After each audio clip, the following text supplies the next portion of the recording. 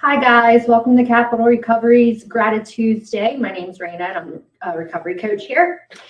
Tonight I'm going to play a video for you guys, but before I do, I just want to let you know that starting next Tuesday, January 3rd, Gratitude Tuesdays is now going to be at noon.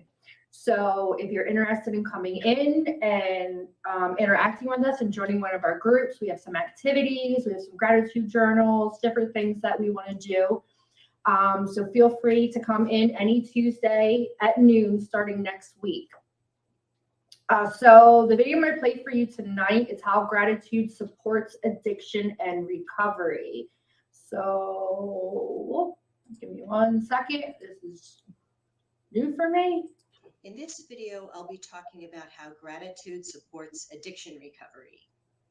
My name is Amy Krentzman. I'm an associate professor of social work at the University of Minnesota in the Twin Cities, and I study addiction recovery, and I study gratitude, the topic of this video. We'll start with the definition. What is gratitude? Gratitude is a positive, good feeling that occurs when a person feels thankfulness, appreciation, or recognition of something good. In this video, I'll also be talking about gratitude practices. A gratitude practice is, for example, writing a gratitude list. If anyone's ever told you write a gratitude list and you went ahead and did that, that would be what I would call a gratitude practice. In this video, we'll be answering the question, how does gratitude support addiction recovery? To answer this question, I'll be presenting a series of psychological theories and ideas. The first theory I'll be presenting is a theory of addiction and the brain. This theory says that addiction changes the brain, and these changes affect early recovery. In early recovery, these changes in the brain make it easier to feel stress and harder to feel positive emotion. But these changes get better with abstinence. So how can a gratitude practice help with these changes to the brain? Well, a gratitude practice can help produce positive emotion in response to everyday, ordinary pleasures. And it can also train the brain to feel positive emotion again.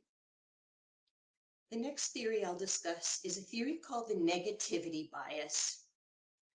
The negativity bias says that for all human beings, negative thoughts, emotions, and experiences have a greater impact on us than positive or neutral experiences. And all people have this negativity bias, whether they've had an addiction or not. They say that the negativity bias serves an evolutionary purpose, and by that they mean that paying a lot of attention to negative things could help with survival.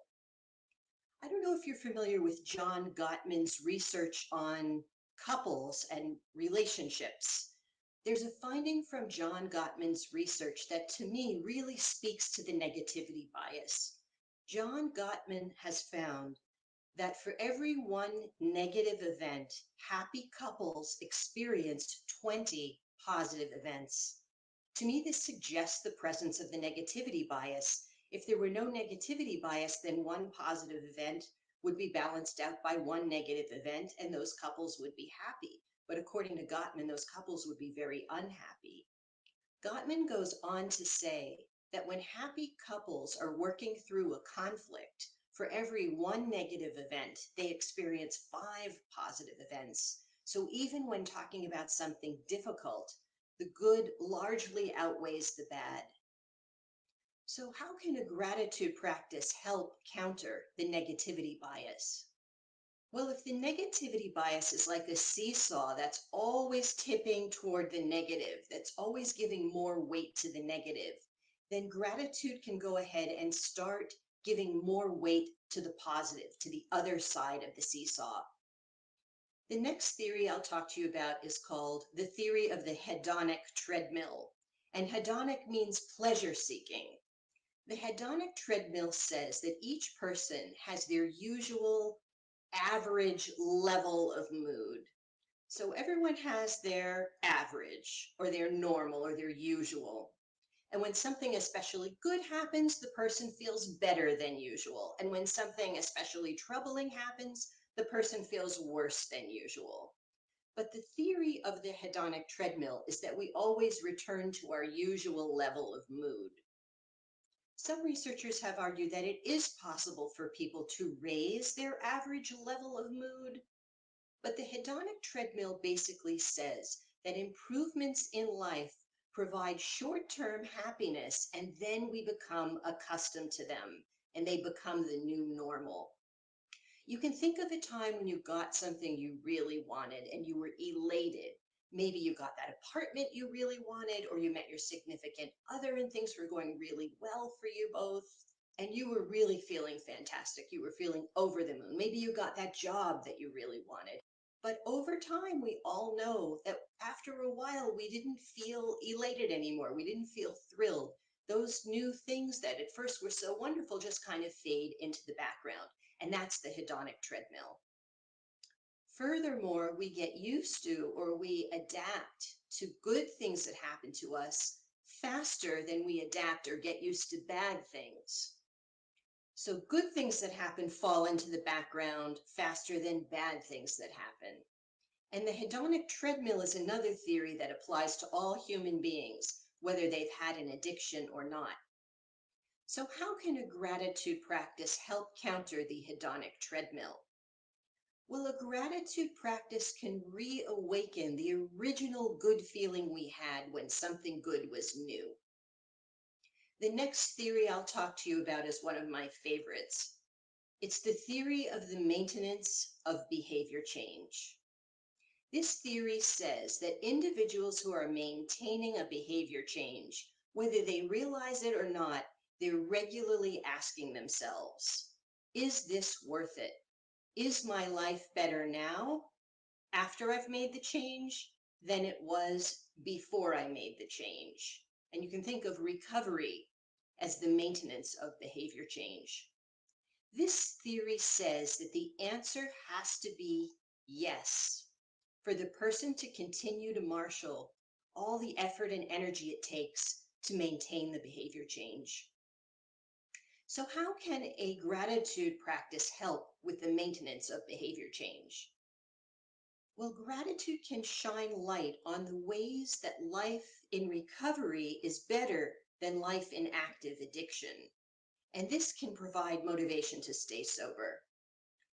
The next idea I'll present to you is this idea that gratitude is a relationship enhancer. Several researchers have said that gratitude happens when we benefit from the positive actions of another person. So in their point of view, gratitude is fundamentally interpersonal. And when we receive something positive from another person, it motivates us to do something good, either to that person who helped us, or it motivates us to pay it forward and be good to someone else. So this can improve our interpersonal relationships and our positive bonds with other people. And it's led some researchers to say that gratitude is essential to everyday relationships. So given these ideas, how can a gratitude practice help support addiction recovery? Well, gratitude can help us strengthen relationships with others, and relationships with others, especially others who are also in recovery, is very supportive to addiction recovery. And having positive relationships with other people, whether they're in recovery or not, also can make life in recovery more positive. And this is my last idea about gratitude that I'll be presenting. And it's this idea that I call gratitude is transcendent. Researchers have said that gratitude is especially felt in response to a gift that cannot be repaid or a gift that is in some ways unearned. So how can a gratitude practice support addiction recovery given this idea that gratitude can especially be felt in response to a gift that is in some ways unearned? Well, in this way, gratitude can help generate a feeling of being fortunate And in this way, it can produce feelings of humility and awe. To summarize, how does gratitude support addiction recovery? Gratitude can help the brain get in the habit of producing positive emotion. Gratitude can give greater weight to what is going well. Gratitude can reawaken the original good feelings when something positive that happened to us was new. Gratitude can shine light on the ways that life in recovery is better than life in active addiction. Gratitude can provide motivation to stay sober. Gratitude can help strengthen relationships with others. Gratitude can generate a feeling of being fortunate or lucky. And finally, gratitude can produce feelings of humility and awe. With that, I'd like to express gratitude to the people who've supported my research, the community partners who let me come in and do my research studies in their locations, the people who've given me money to fund my research, a wonderful group of research assistants I've had over the years, and my employer, the University of Minnesota School of Social Work. If you're interested in reading further on any of the ideas I presented in this video, this link will bring you to a list of citations and references. I hope to make many more of these videos. This is my way of sharing the results of my research with people who are in recovery. I thank you for listening. I hope there was something worthwhile for you here. As I make new videos, I'll tweet them out or post them on LinkedIn. Thank you and have a nice day.